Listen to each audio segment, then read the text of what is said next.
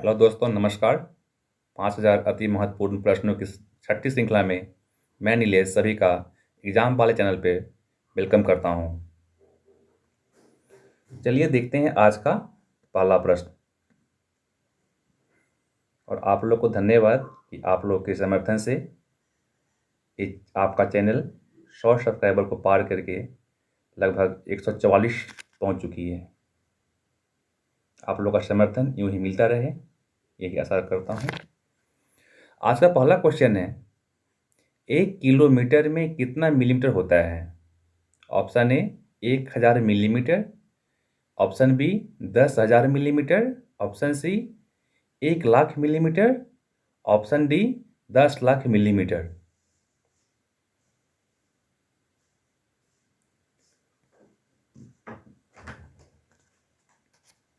एक किलोमीटर में कितना मिलीमीटर होता है? इसका सही जवाब होगा 10,00,000 मिलीमीटर। कैसे होगी ये देखते हैं। 1 किलोमीटर बराबर 1000 मीटर। 1000 मीटर बराबर हो जाएगी 1000 मीटर इंटू 100 सेंटीमीटर, और इसको फिर 10 से गुना कर देंगे तो ये आ जाएगी आपको मिलीमीटर में। That means 10,00,000 millimetre. अब चलिए बढ़ते हैं अगले प्रश्न संख्या 2 की तरफ। गति के नियम का प्रतिपादन किसने किया? Option A Archimedes, option B Newton, option C Einstein, option D Darwin. दूसरा क्वेश्चन है कि गति के नियम का प्रतिपादन किसने किया? Option A Archimedes, option B Newton, option C Einstein, option D Darwin. Darwin का संबंध बायोलॉजी से है। गति के नियम का प्रतिपादन न्यूटन साहब ने किए थे। जी हाँ, इन्होंने 3 गति के नियम बताए थे। इसमें पहला था, कोई भी वस्तु अपनी रेस्ट की अवस्था में तब तक रहेगी जब तक उसको हम टच न करें या कोई अन्य वस्तु उसको टच न करे। और दूसरा नियम जो है कि वस्तु के संवेग में परिवर्तन की दर उस पर आरोपित बल के अनुक्रमानुपाती होती है तथा संवेग परिवर्तन आरोपित बल के दिशा में ही होता है। दूसरा नियम से हमें मिलती है फॉर्मूला F = m/a। और प्रथम नियम को लॉ ऑफ इनर्शिया भी कहा जाता है। और थर्ड नियम की बात करें तो प्रत्येक क्रिया की विपरीत प्रतिक्रिया। जैसे ये कोई वस्तु है तो इधर से जितना आप बल लगाओगे तो ये वस्तु भी इधर उतना ही फोर्स डालेगी। तो गति के नियम का प्रतिपादन न्यूटन साहब ने किए थे। अब देखते हैं आज का थर्ड क्वेश्चन। रॉकेट किस सिद्धांत पर कार्य करता है? ऊर्जा के संरक्षण सिद्धांत, बर्नौली प्रमेय, एवोगाद्रो परिकल्पना या संवेग संरक्षण सिद्धांत पे? रॉकेट किस सिद्धांत पे कार्य करता है? रॉकेट जो है वो संवेग संरक्षण की सिद्धांत पर कार्य करता है। तो संवेग का संरक्षण क्या कहता है? एक या एक से अधिक वस्तुओं के निकाय पर मतलब सिस्टम पे कोई बाहरी बल नहीं लग रहा हो तो उस निकाय का कुल संवेग नियत रहेगा, कांस्टेंट रहेगा, अर्थात संरक्षित रहता है, जिसे संवेग संरक्षण का नियम भी कहते हैं। रॉकेट का सिद्धांत संवेग संरक्षण सिद्धांत पर कार्य करता है। चलिए बढ़ते हैं आज के चौथे प्रश्न की तरफ। रासायनिक अभिक्रिया में निम्न प्रभावित होता है? ए इलेक्ट्रॉन, बी प्रोटॉन, सी न्यूट्रॉन, डी उपयुक्त सभी। रासायनिक अभिक्रिया में इलेक्ट्रॉन भाग लेता है और यही प्रभावित होता है। प्रोटॉन तो वो भाग नहीं लेता है, न्यूट्रॉन तो वो न्यूट्रल रहता है। तो केमिकल रिएक्शन के दौरान इलेक्ट्रॉन का ही आदान प्रदान होता है, यही इधर से उधर करते हैं। तो प्रभावित इलेक्ट्रॉन होते हैं, न कि प्रोटॉन और न्यूट्रॉन। चलिए अब बढ़ते हैं अगले प्रश्न संख्या 5 की तरफ। भारत का प्रथम परमाणु रिएक्टर किस नाम से जाना जाता है? ए ट्राम्बे, बी अप्सरा, सी अगिन, डी नाग। भारत का प्रथम परमाणु रिएक्टर किस नाम से जाना जाता है? इसका सही जवाब होगा अप्सरा। अप्सरा भारत का प्रथम परमाणु रिएक्टर था। अब देखते हैं छठा प्रश्न। एल्केन का रासायनिक सूत्र क्या है? मतलब एल्केन का रासायनिक सूत्र है कौन सा है इसमें? Option A CnH2n, option B CnH2n+2, option C CnH2n+1, option D CnH2n-1। Alkane का रासायनिक सूत्र, एल्केन का रासायनिक सूत्र होता है CnH2n+2, और CnH2n जो है ये आपको एल्कीन का है।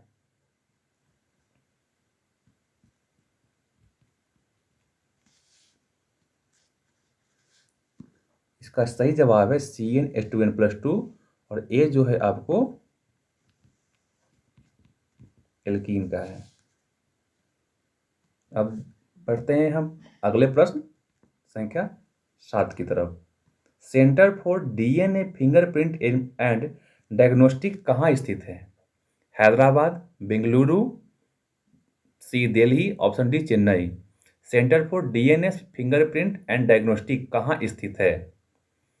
DNA डायग्नोस्टिक से ही हम किसी खोए हुए व्यक्ति को उसको अपनों से मिलाने में उसका मतलब यूज किया जाता है।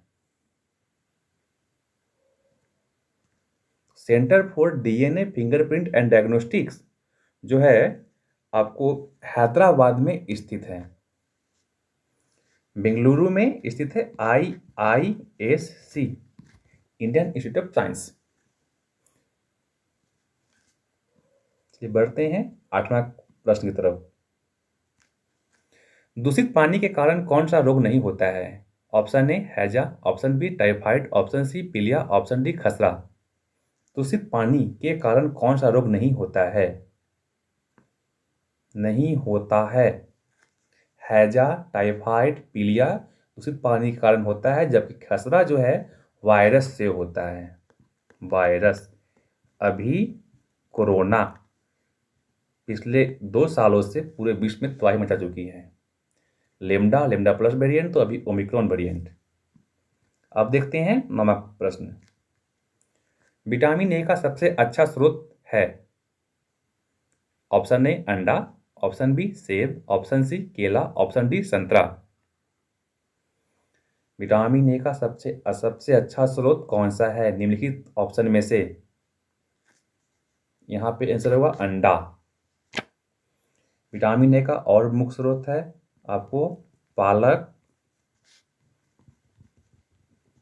गाजर, ETC, और विटामिन ए को रेटिनॉल भी कहते हैं। चलिए अब देखते हैं अगला प्रश्न संख्या 10। ग्रीन हाउस प्रभाव के कारण होता है? पृथ्वी का तापमान कम हो रहा है, ऑप्शन बी पृथ्वी का तापमान बढ़ रहा है, ऑप्शन सी पृथ्वी का तापमान स्थिर है, और ऑप्शन डी उपयुक्त में से कोई नहीं। ग्रीन हाउस प्रभाव के कारण हम लोग बराबर सुनते हैं कि ग्रीन हाउस प्रभाव के कारण ग्लोबल वार्मिंग हो रही है, ग्लोबल वार्मिंग हो रही है। तो ये ग्लोबल वार्मिंग मीन्स व्हाट? पृथ्वी का तापमान का बढ़ना। ग्रीन हाउस प्रभाव जो कि कार्बन डाइऑक्साइड, मीथेन इत्यादि गैसों के कारण हो रही है, उससे जो हमारे पृथ्वी का तापमान जो है बढ़ रही है। लगभग इस पे 97% साइंटिस्ट का मानना है कि ग्लोबल वार्मिंग जो है ग्रीन हाउस प्रभाव के कारण हो रही है और हमारा पृथ्वी का तापमान बढ़ रही है। चलिए अब बढ़ते हैं अगले प्रश्न की तरफ। जिराफ, बायसन जैसे जानवर किस वन में पाए जाते हैं? जिराफ, बायसन जैसे जानवर किस वन में पाए जाते हैं? जिराफ, बायसन जैसे जानवर पर्णपाती वन, जो कि ऑप्शन ए इसका सही जवाब होगा। जिराफ, बायसन जैसे जानवर पर्णपाती वन में पाए जाते हैं। चलिए अब देखते हैं अगला प्रश्न संख्या 12। हरित क्रांति की सफलता का संबंध किस वैज्ञानिक से है? S Bhatnagar, option B JC Bose, option C Norman Borlaug and option D BR Rao. हरित क्रांति की सफलता का संबंध किस वैज्ञानिक से है? इसका सही जवाब होगा नॉर्मन बोरलॉग। हरित क्रांति जो कि अन्न उत्पादन, गेहूं के उत्पादन के लिए मुख्यतः जाना जाता है, लाया गया था भारत में, और इसका संबंध नॉर्मन बोरलॉग से है। चलिए अब देखते हैं अगला प्रश्न संख्या 13। किस स्थान पर भागीरथी और अलकनंदा मिलकर गंगा बन जाती है? Option A Karnaprayag, option B Devprayag, option C Rudraprayag, option D Gangotri. Bhagirathi और अलकनंदा मिलकर गंगा बन जाती है, तो ए देवप्रयाग में अलकनंदा और भागीरथी मिलकर गंगा बनती है, और देवप्रयाग उत्तराखंड में है। उत्तराखंड, इसका पुराना नाम था उत्तरांचल। अभी यहाँ का CM पुष्कर सिंह धामी है। चलिए अब बढ़ते हैं अगले प्रश्न संख्या 14 की ओर। जिम कॉर्बेट राष्ट्रीय उद्यान कहाँ है? Option A Assam, option B Uttar Pradesh, option C Maharashtra, option D Uttarakhand. Jim Corbett राष्ट्रीय उद्यान बहुत ही प्रसिद्ध क्वेश्चन है। इसका सही जवाब है उत्तराखंड। चलिए अब देखते हैं अगला प्रश्न संख्या 15। भारत रत्न सम्मान प्राप्त करने वाला एकमात्र पाकिस्तानी कौन है? Benazir Bhutto, option B Abdul Ghaffar Khan, option C Zulfikar Ali Bhutto, option D इनमें से कोई नहीं। भारत रत्न सम्मान प्राप्त करने वाला एकमात्र पाकिस्तानी कौन है? इसका सही जवाब अब्दुल गफ्फार खान है। जुल्फिकार अली भुट्टो की बेटी थी बेनजीर भुट्टो, जो कि वो भी कभी वहाँ की प्रधानमंत्री बनी थी और एक पद पे रहते हुए मारी गई थी। चलिए अब बढ़ते हैं अगले प्रश्न संख्या 16 की ओर। वाद्य यंत्र संतूर से कौन संबंधित है?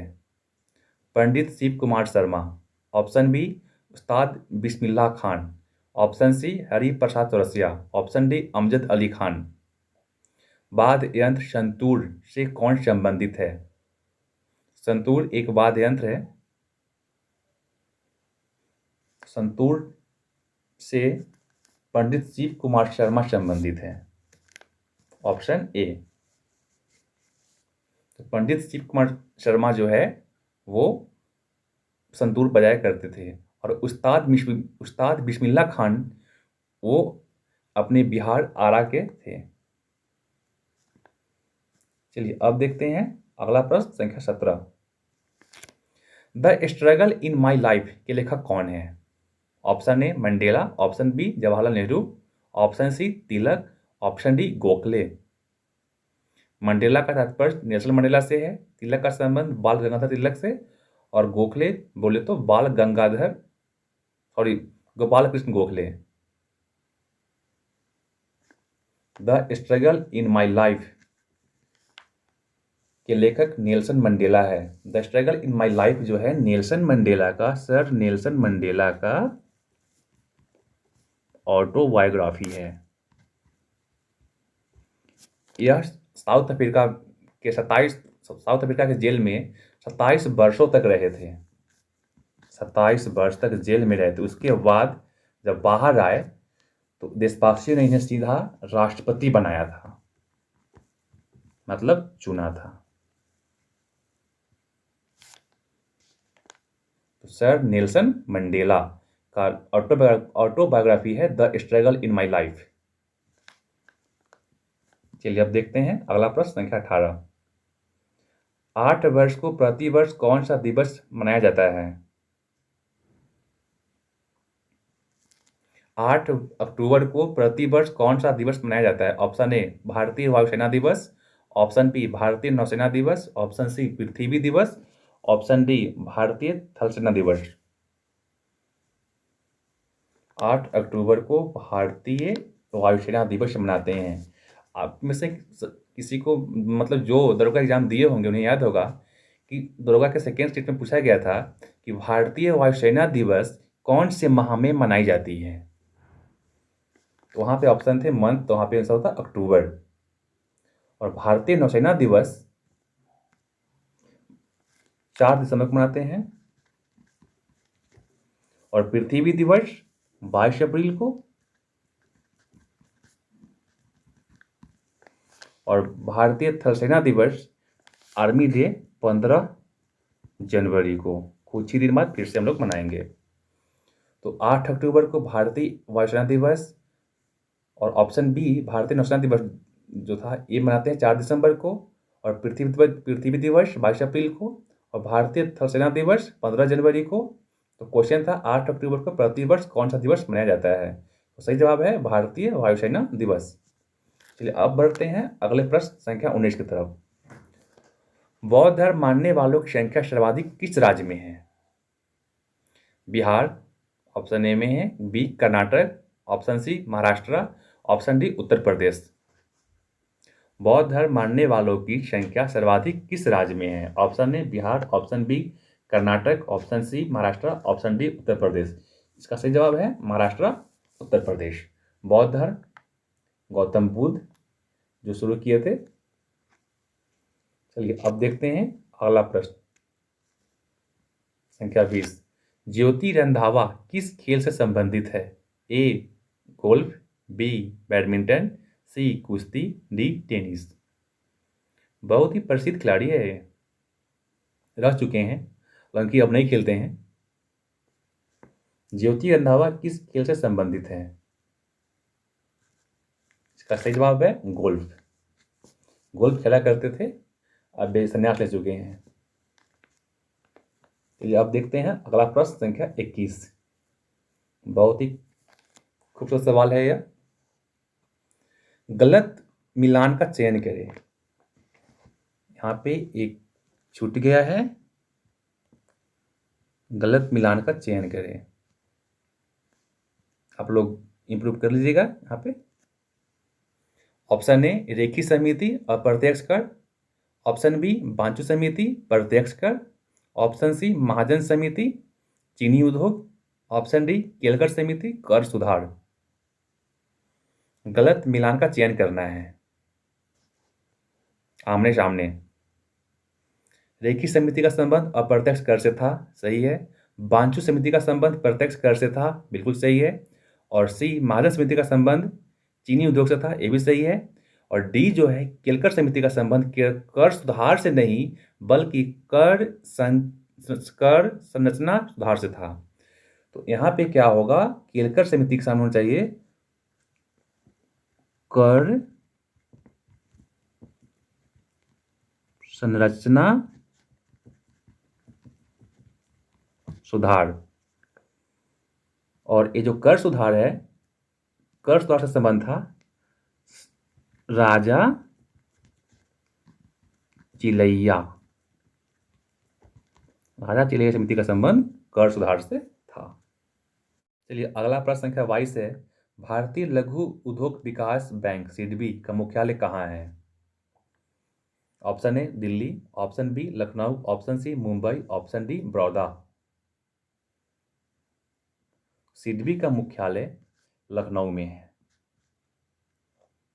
और आपको दिल्ली में पंजाब नेशनल बैंक का मुख्यालय है, PNB। और ऑफ इंडिया से जितना भी होने वाले है जैसे State Bank of India, Reserve Bank of India, इन सभी का मुख्यालय आपको मुंबई में है, ऑफ इंडिया। और बड़ौदा में है बैंक ऑफ बड़ौदा का।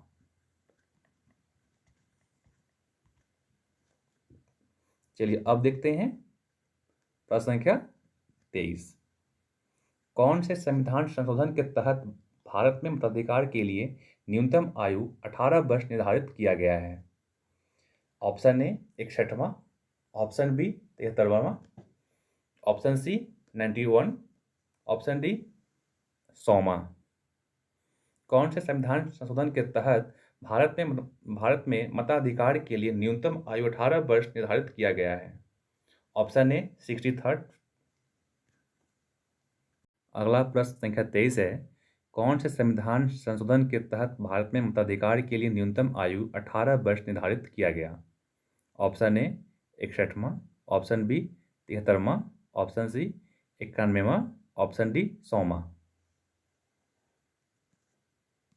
तो भारत में मताधिकार के लिए 18 वर्ष निर्धारित 61वां संविधान संशोधन से किया गया था और 73वां से पंचायती राज के लिए अनुच्छेद 243 को जोड़ा गया था और 91वां से निर्धारित ये की गई थी कि भारत के कैबिनेट यानी कि मंत्रिमंडल में सदस्यों की संख्या अधिकतम लोकसभा में सदस्यों की संख्या से 15% तक हो सकती है और 100वां से भारत और बांग्लादेश के बीच भूमि का हस्तांतरण हुआ था। भारत और बांग्लादेश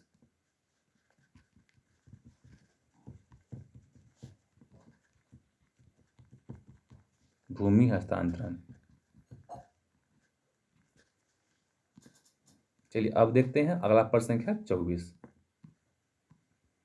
राष्ट्रपति को क्षमा दान का अधिकार किस अनुच्छेद के तहत प्राप्त है? 331वां, 72वां, 73वां और 143वां। राष्ट्रपति को क्षमा दान का अधिकार किस अनुच्छेद के तहत प्राप्त है? इसका जो अधिकार है राष्ट्रपति को 72वां अनुच्छेद से मिलता है। 331वां जो है, इससे राष्ट्रपति को यह अधिकार है कि वह लोकसभा में 2 सदस्य इंडो आंगल समुदाय से नियुक्त करते हैं। Indo angle. 143वां से क्या है कि वह एससी सुप्रीम कोर्ट से किसी सार्वजनिक मुद्दा पे परामर्श ले सकते हैं लेकिन मानने को वो बाध्य नहीं है। और 73वां जो है अनुच्छेद, ये अनुच्छेद उनको मंत्रिमंडल विस्तार का अधिकार देता है। मंत्रिमंडल विस्तार का अधिकार देता है। तो राष्ट्रपति को क्षमादान का अधिकार अनुच्छेद 72 से प्राप्त है। अब देखते हैं प्रश्न संख्या 25। स्वतंत्र भारत के पहले मंत्रिमंडल में रक्षा मंत्री का पदभार किसे सौंपा गया था? Option A doctor Rajendra Prasad, option B Maulana Abul Kalam Azad, option C Rajkumari Amrit Kaur, option D Sardar Baldev Singh. स्वतंत्र भारत के पहले मंत्रिमंडल में रक्षा मंत्री का पदभार किसे सौंपा गया था? जिसका विस्तार आज़ादी के जस्ट बाद 1947 में की गई थी। उस समय रक्षा मंत्री का पदभार जो है सरदार बलदेव सिंह को सौंपा गया था। तो स्वतंत्र भारत के पहले रक्षा मंत्री सरदार बलदेव सिंह हुए थे और डॉक्टर राजेंद्र प्रसाद के पास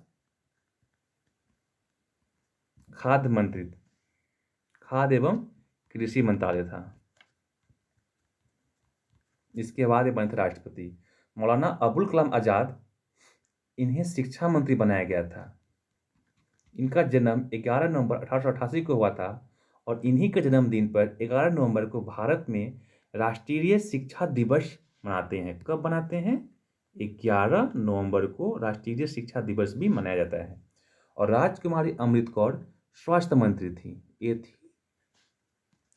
राजकुमारी अमृत कौर एकमात्र महिला मंत्री थी और इन्हें स्वास्थ्य मंत्रालय का जिम्मा सौंपा गया था।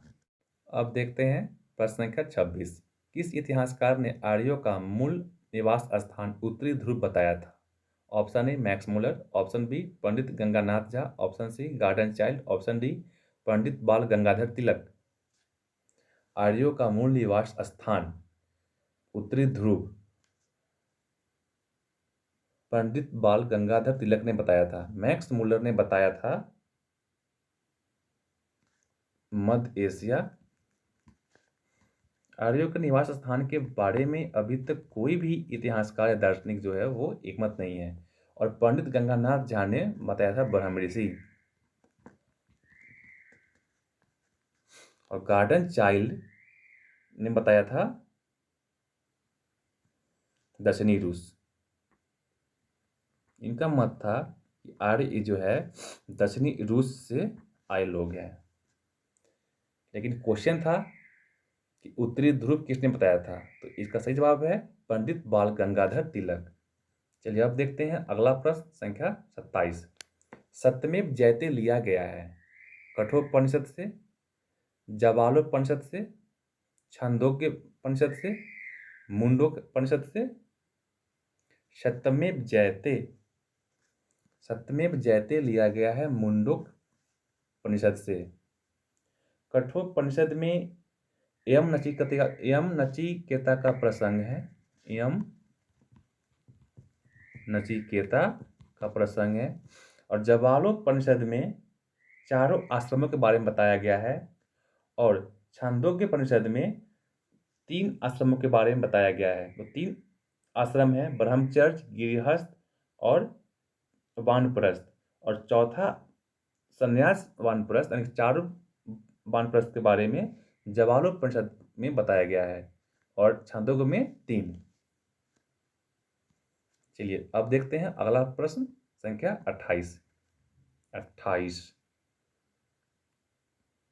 शिवाजी के अष्टप्रधान में पेशवा शब्द किसके लिए प्रयुक्त किया जाता था? ऑप्शन फर्स्ट है यानी कि ए राजा का प्रधानमंत्री, ऑप्शन बी है वित्त एवं राजस्व मंत्री, ऑप्शन सी है मुख्य न्यायाधीश, ऑप्शन डी है राजकीय पत्र व्यवहार का कार्य करने वाला। अष्टप्रधान में पेशवा शब्द किसके लिए प्रयुक्त होती थी? इसका सही जवाब होगा राजा का प्रधानमंत्री। वित्त एवं राजस्व के लिए होता था यूज अमात्य का, और मुख्य न्यायाधीश के लिए होता था न्यायाधीश का। चलिए अब देखते हैं अगला प्रश्न संख्या 29। वर्नाकुलर प्रेस एक्ट कब पारित हुई थी? Option A 1868, option B 1874, option C 1878, option D 1891। Vernacular press act कब पारित हुई थी? इसका सही जवाब है 1878। 1868 में पंजाब एवं अवध में काश्तकारी अधिनियम आया था और 1874 में बिहार में अकाल पड़ा था। बिहार में भीषण अकाल पड़ा था, जिसके बाद 1876 में गोल घर का निर्माण किया गया था। तो ध्यान दीजिएगा 1876 में गोल घर का निर्माण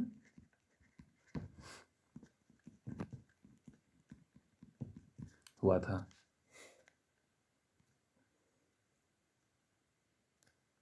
चलिए अब देखते हैं अगला प्रश्न संख्या 30, जो कि आज का आखिरी प्रश्न होगा। भारत का पहला स्वदेशी तापमान डाटा लोगर एमबीटेक किस संस्थान द्वारा विकसित किया गया है? IISc Bengaluru, option B IIT Ropar, option C IIT Mumbai, option D IIT Delhi. पहला स्वदेशी तापमान डाटा लोगर एमबीटेक IIT रोपर के द्वारा विकसित किया गया है। दोस्तों ये था आज का हमारा 30 प्रश्न। उम्मीद है कि आप लोगों को ये वीडियो बहुत अच्छा लगा होगा। आप इसे आगे और भी अपने दोस्तों के पास शेयर करें और उन्हें भी जानने समझने का और अपना ज्ञान बढ़ाने का मौका दीजिए। आप सभी को वीडियो देखने के लिए thank you so much for your support. और इस चैनल को सब्सक्राइब करें और वीडियो को लाइक करें और अपना सुझाव कमेंट बॉक्स में जरूर दें।